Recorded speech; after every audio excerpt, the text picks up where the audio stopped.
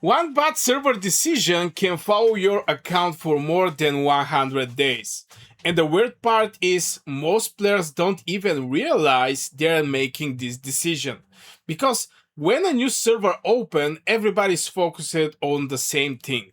Heroes, faction choice, alliance choice, spending plan, early progression, who is rushing, who is leading, who is strongest. Maybe I can say the last choice is one of the biggest ones. Nobody is sitting here and thinking, what if I'm trapped here for the next 3 months?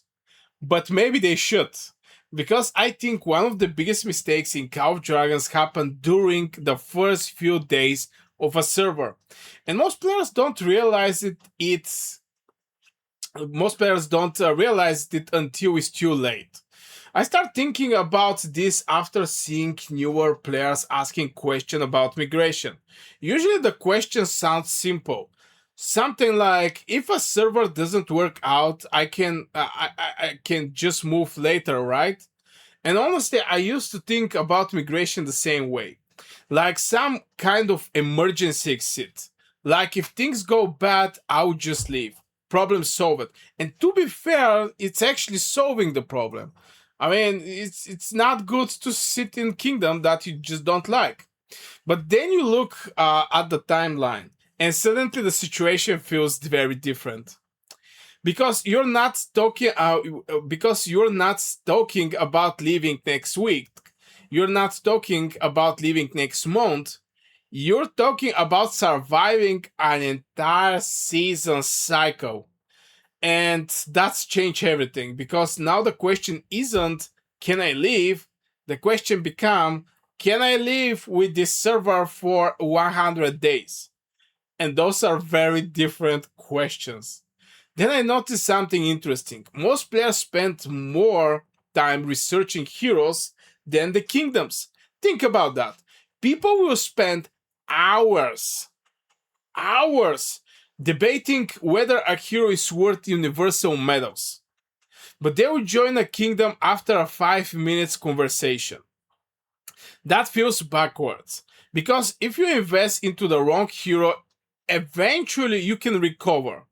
Maybe it will take some time, maybe it will hurt, but you will recover at the end of the day. If you invest in the wrong kingdom, now your entire environment is affected. Your leadership, your alliance, your events, your wars, your diplomacy, your rewards, everything. And suddenly the hero decision doesn't look nearly as important anymore. This remind me of something I learned a long time ago in strategy games. Players usually optimize what they can see and ignore what they can't see. You can see the hero damage. You can optimize this because you can see the growth there. You can see a battle report. You can optimize that so the next report to be better. You can see power. You can see ranking. Kingdom quality is harder because kingdom quality doesn't show up as a number. You discover it slowly and sometimes painfully. You discover it when attendance is low. You discover it when leadership disappear. You discover it when alliance start collapsing. And boy, oh boy, how many times I have seen in this game rank 5 of the alliance just migrate to some strong kingdom and leave everything behind. How many times I have seen this, brother? Let me know in the comments, have you ever experienced that? You discover it you discover it when objectives get missed. You discover it when nobody knows what is happening. And by then, you're already living inside that decision. Then things get even more interesting because I start asking myself, what actually makes a kingdom good? And honestly, I think most players answer that question incorrectly. Most players immediately think power, wealth, top alliance range, spending. But I've been seeing powerful kingdoms have miserable seasons, and I have seen average kingdoms have incredible seasons. which means something else is going on. So, what it is? I think the answer is stability. And stability is one of the most underrated advantages in Call of Dragons, but I believe it's going to be extremely important lately. It become extremely important lately because stable leadership creates predictable season. Predictable season create participation. Participation creates rewards. Rewards create retention. Everything compounds. The kingdom feels healthy, not because everybody is strong, because everybody understands the direction. And that's when I realized something that completely changed how I think about migration. Most players don't leave bad kingdoms. Most players leave disappointing kingdoms, and this is a big difference. A kingdom can lose wars and still keep the players. A kingdom can lose objective and still keep the players. But once players stop believe leadership know where it's going, that's when the things get dangerous. Because now every setback feels bigger, every mistake feels bigger, every disagreement feels bigger. Trust start disappearing. And trust is very hard to be rebuilt, especially when migration isn't available. Then I start looking it from another angle. Imagine two players. You have player A joining a kingdom with average spenders but strong organization. Player B join a kingdom with huge spenders but terrible leadership. Who has the better account after 100 days? Honestly, it's not even sure the answer is close because the organized kingdom keep creating opportunities. Events run properly, objectives happen, participation stay high, players stick around. Meanwhile, a strong kingdom keep losing people, and now you're getting strange result. The kingdom that looked weaker at the start becomes stronger over time. That was the biggest realization for me because it means first impression can be dangerous.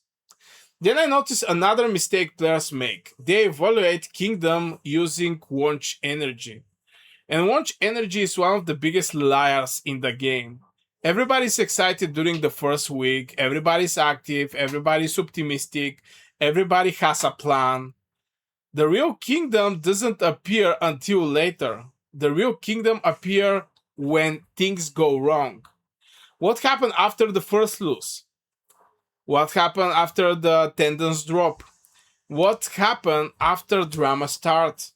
What happened after stronger kingdom pressure your alliance? That's when you discover what you actually joined. The problem is, you don't get that information until you're already committed. And that's where I think the real migration mistakes happen. Players think migration is about moving. I don't think it is. I think migration is about choosing correctly before you need it.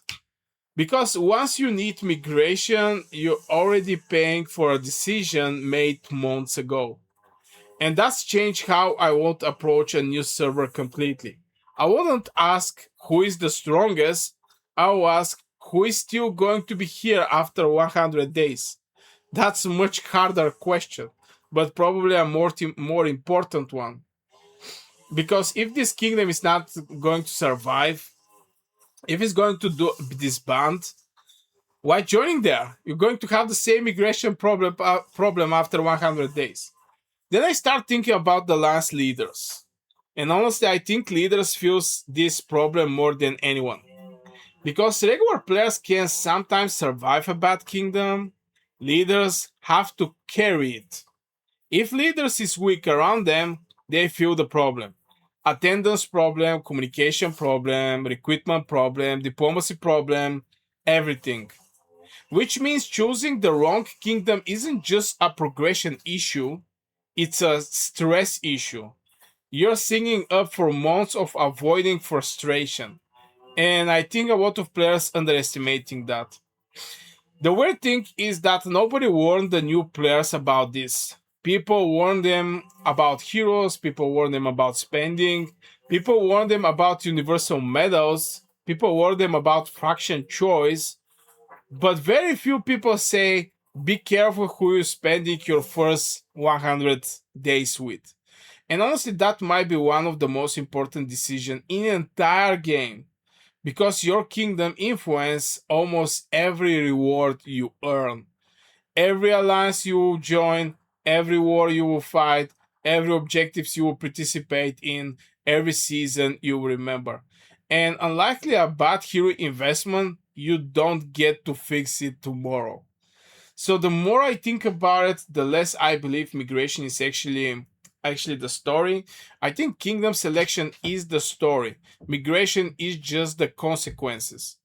Because if the time you're looking at migration, the lesson has already happened.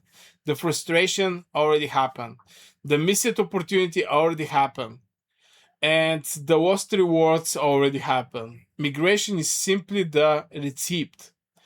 And that's why I think one of the biggest mistakes in Cow Giants isn't choosing wrong hero, it's choosing the wrong kingdom and only realizing it 100 days later.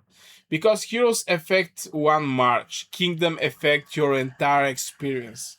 And I don't think enough players think about that when they're rushing into the new server.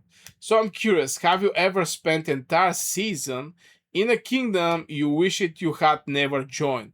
Or have you been lucky enough to find out those kingdoms where everything just seems to work? Because the more kingdom I watch, the more I think the best migration decision is the one you never need to make it in the first place.